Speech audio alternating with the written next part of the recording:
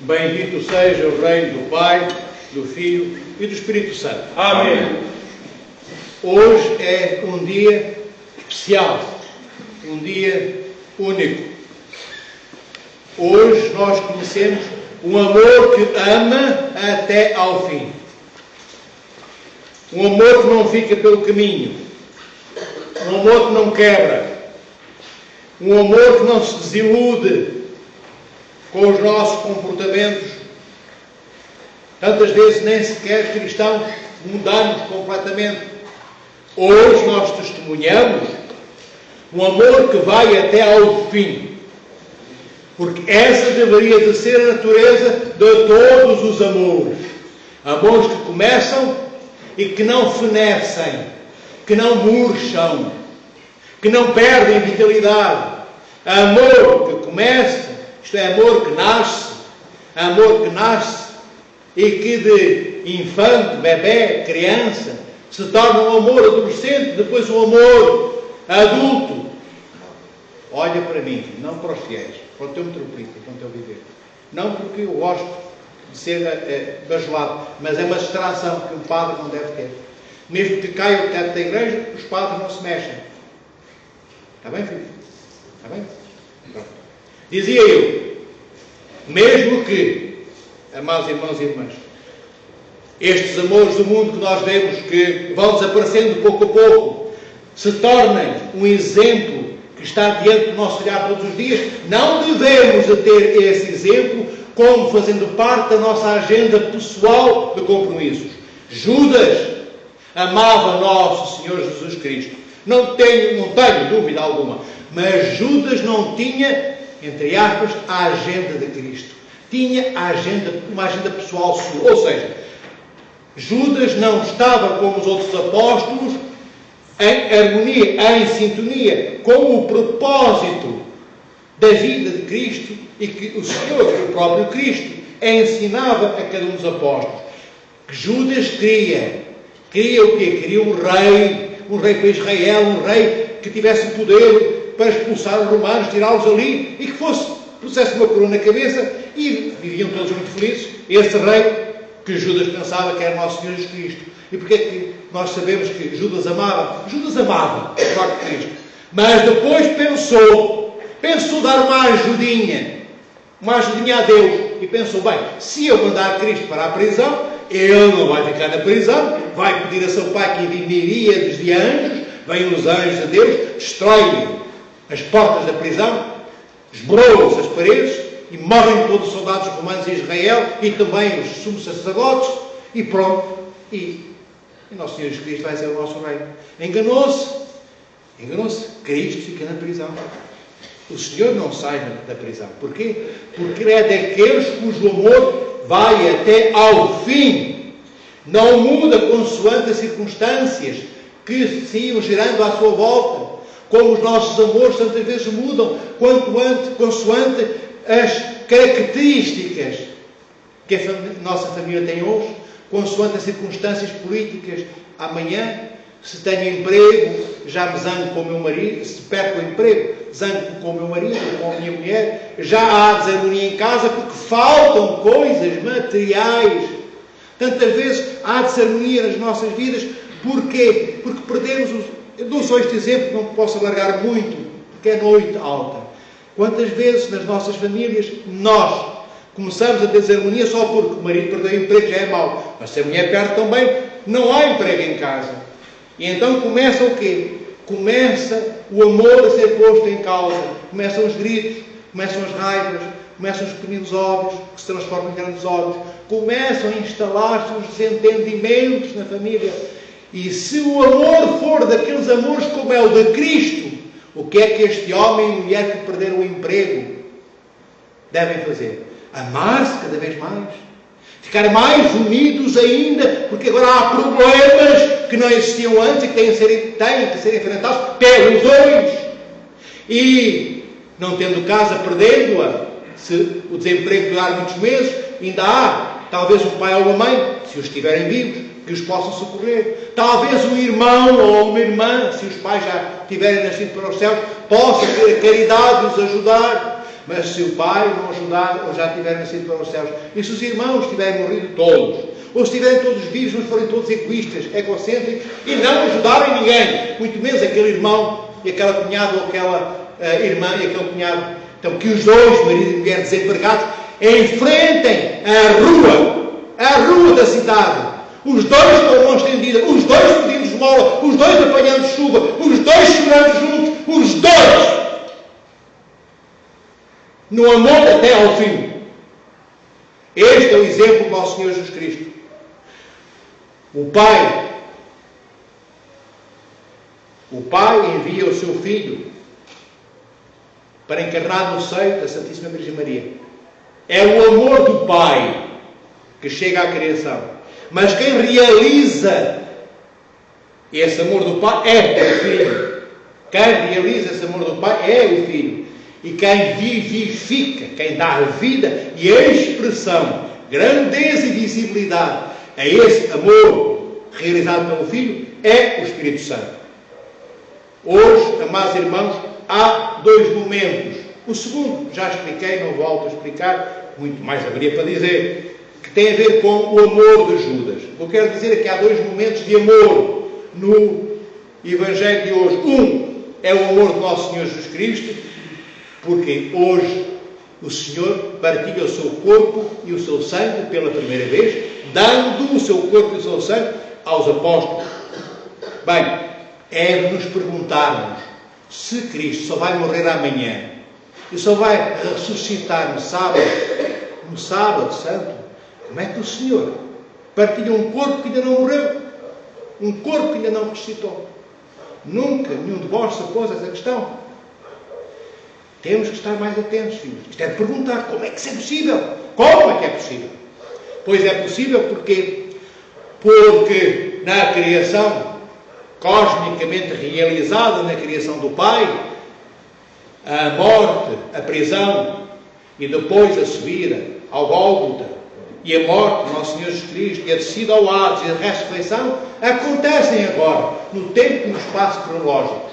Mas este Cristo, que hoje é preso, que amanhã é morto e que no sábado vai ressuscitar, toda esta táxis, toda esta ordem acontece desde antes da fundação do mundo. É eternamente no agora, no presente de Deus.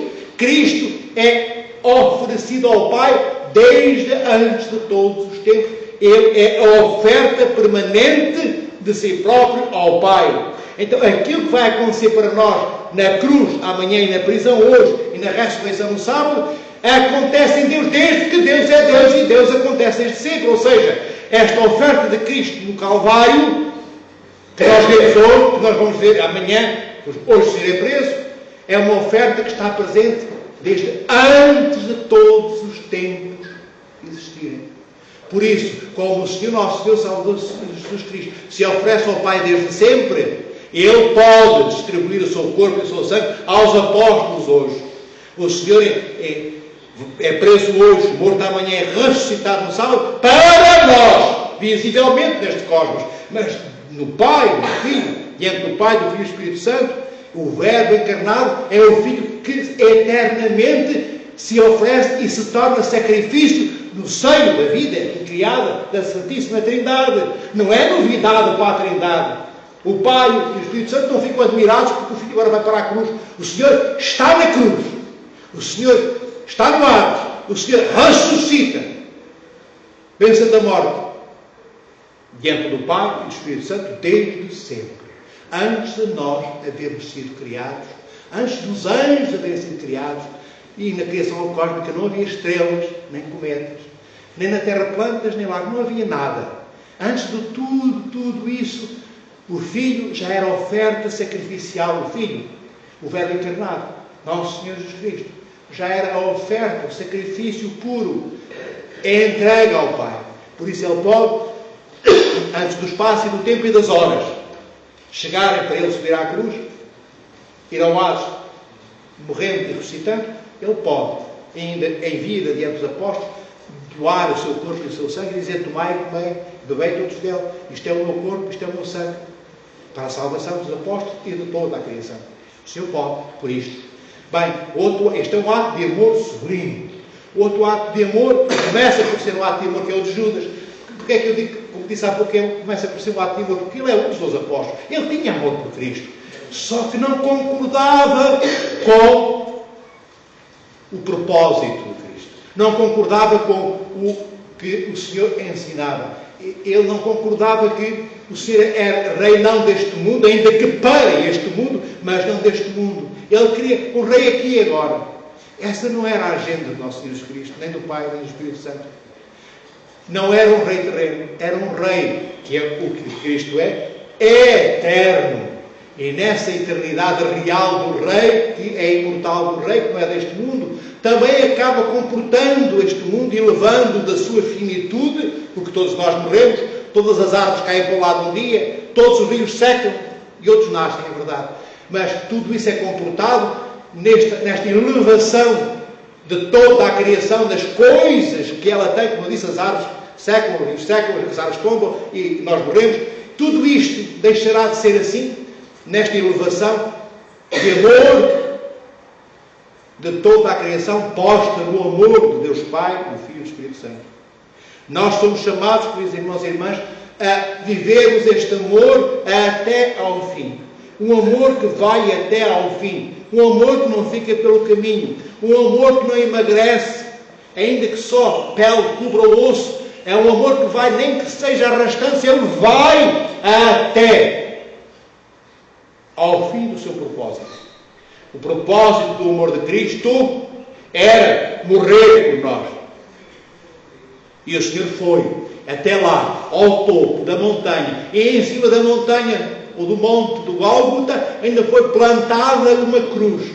E é essa cruz o Senhor que transportou às costas, com o peso que ela tinha, era grande, ainda subiu à cruz por nós.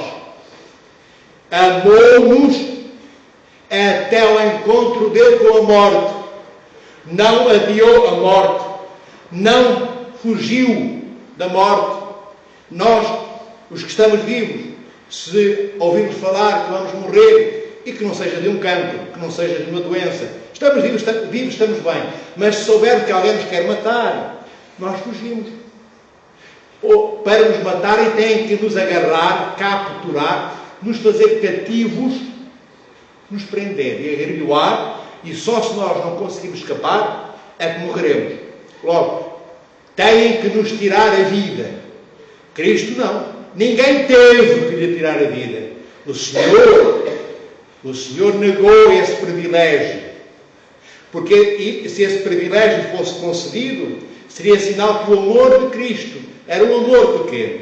Então o Senhor não permite que lhe tirem a vida. Ele vai livremente e entrega gratuitamente a sua vida por nós.